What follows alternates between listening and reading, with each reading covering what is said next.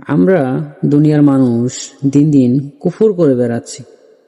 আল্লাহ তাআলা কোরআন মজিদে সূরা আল ইমরানের 12 নম্বর আয়াতে বলেছেন, কুল্লিল্লাযীনা কাফারু সাতুগলাবুনা ওয়া তুহশারুনা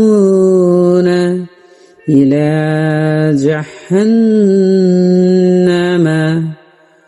ওয়া বি'সাল মিহাদ।